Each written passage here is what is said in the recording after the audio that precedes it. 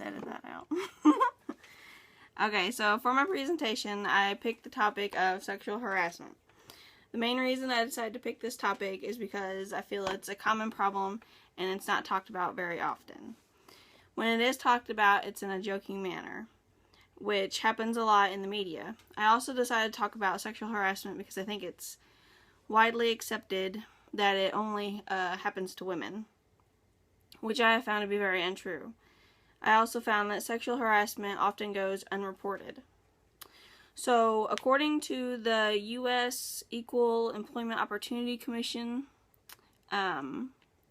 sexual harassment in the workplace is described as unwelcome sexual advances, requests for sexual favors, and other verbal or physical conduct of sexual nature.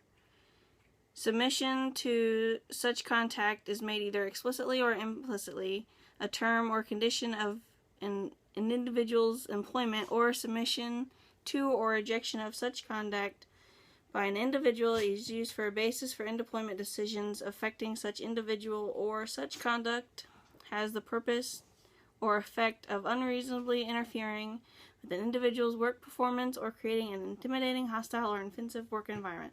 So basically, sexual harassment in the workplace is when it basically you can only file a charge of it is when a superior is sexually harassing a subordinate.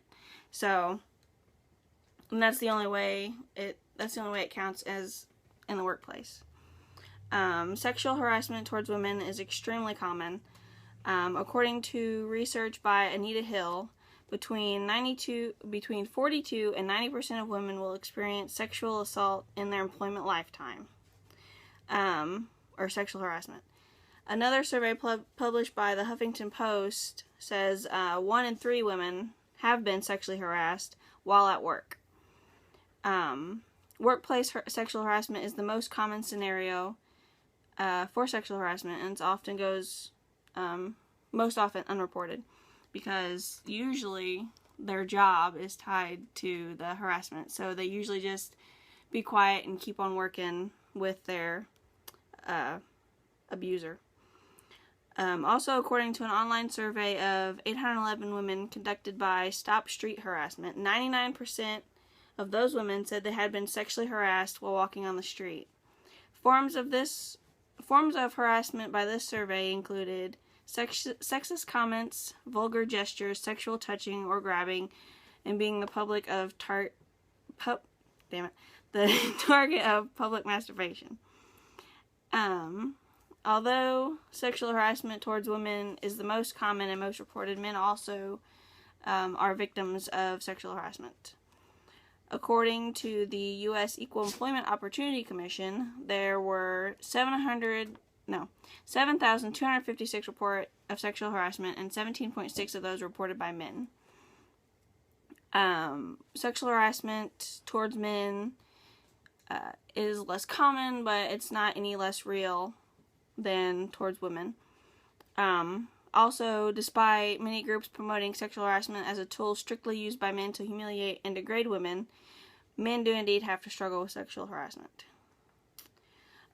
In my opinion, the only way to erase the stigma and the joking about sexual harassment is to talk about it more openly. Don't joke about it in the media or anywhere, but it usually happens in the media. We have to change society's attitudes towards sexual harassment and recognize that it's a serious problem. Some other key points I made in my paper were that sexual harassment isn't a gender problem.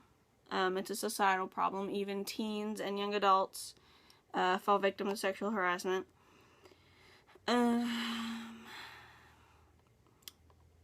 Victims of sexual harassment often suffer from psychological and emotional distress. Not to mention, the humiliation and degradation and all that. And that's it. Got any questions?